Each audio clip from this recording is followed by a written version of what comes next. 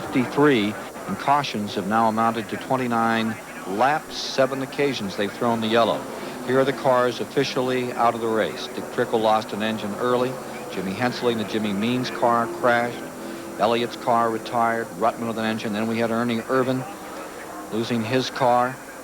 Bobby Hillen's car out with Unser in that crash, and Petty getting collected in it. And now, just a moment ago, Rusty Wallace in this horrendous crash in the back straightaway that we think has also taken Derek Hope. We're waiting for more word on that the 66 may not come around. We understand that is back in the garage area.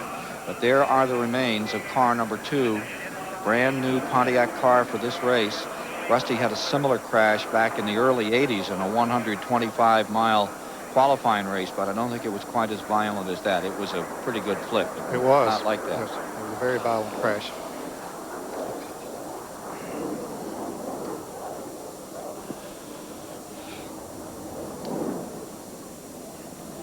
Let's take another look at Jeff Bodine's pictures and think about the speed. This is at normal speed here.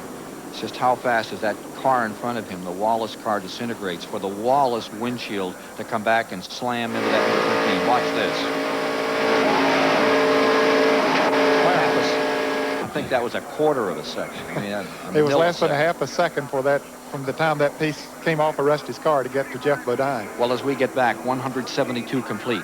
And you'll have Earnhardt in first, Dale Jarrett in second, Hut Strickland in third, Sterling Marlin fourth. Jeff Gordon will be in fifth. Here comes the pace car in. 6 is Shepard. Here is Mike Joy.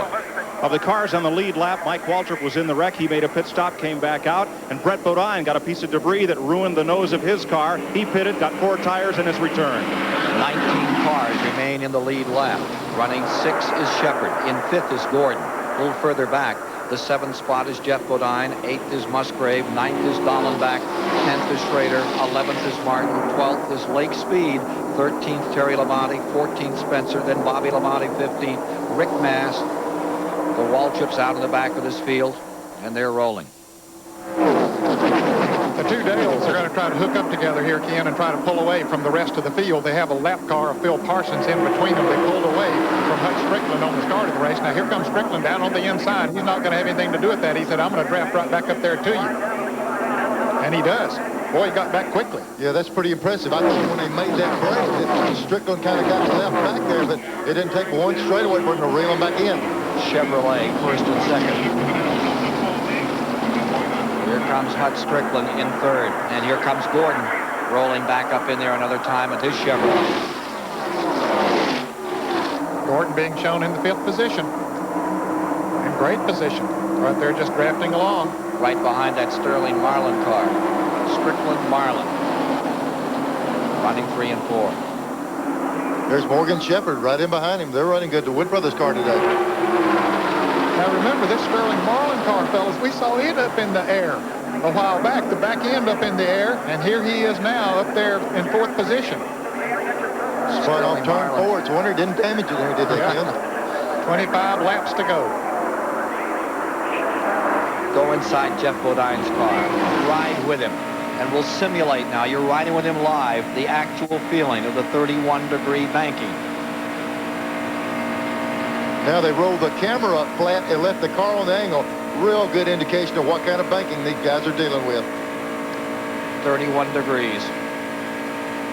Jeff Gordon just went up on the outside, made it 3 abreast, and moved into 4th place. He went around the Sterling Marlin car.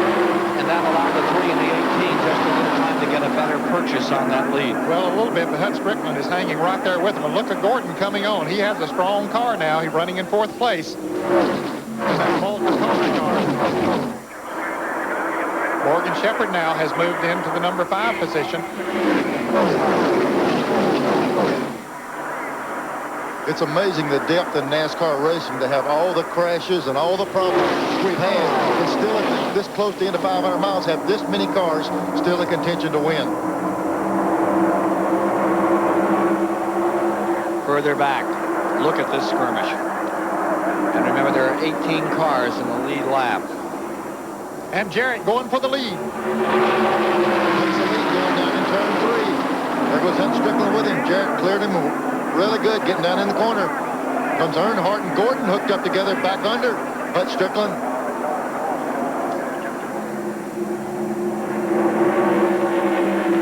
Down out of Calamity Corner come the leaders, and you have Dale Jarrett now in command of the 500.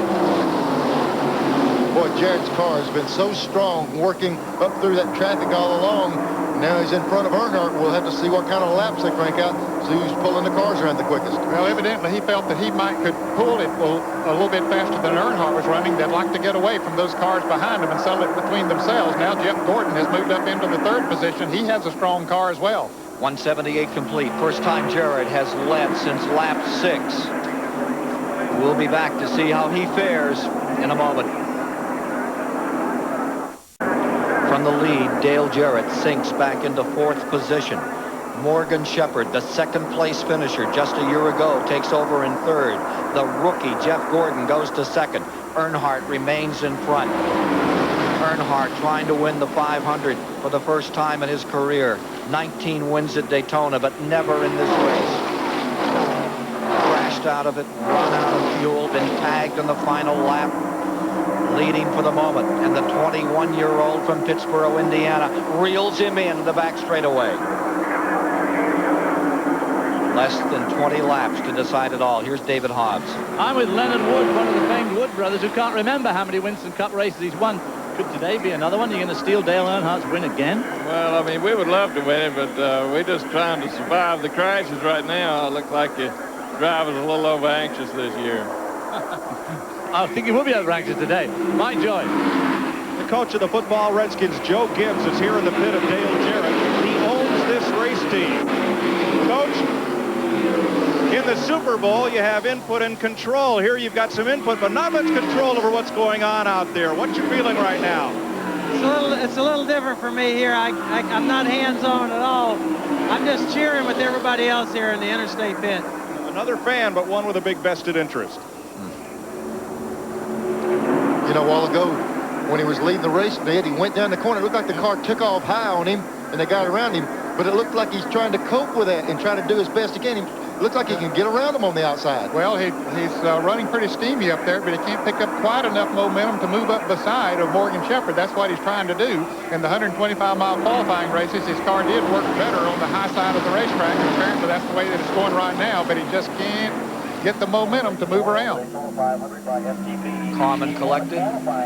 Martha Jarrett looks on as her son maintains a top position, going for 3rd once again on the outside. Got it this time. That's where he worked good all day the other day. Jarrett was able to go high, take the line away from him, and when he come off the corner, he's in position to crack up. Kyle Petty has been out trying to make some laps and pull the car back on pit road, and Derek Cope has returned to the race. Right side of that car badly bashed in. Well, here we are. 184 laps complete of 200. It's Earnhardt in front, trying for the 15th time to win the 500. 15 was a lucky number for David Pearson. 15 was a lucky number for Bobby Allison. That's when they won the 500 in their 15 tries. What about Earnhardt today? And what about this rookie in only his first try? Gordon, number 24, is back again for Hendrick Racing. Here he comes. Three Chevrolets out front. You know, Ned, they said earlier that Gordon hit something on pit road and messed up the spoiler on that car, the front air dam. They must have fixed it. It won't affect it so much in the draft here, but the question will be, can he lead if he jumps out there?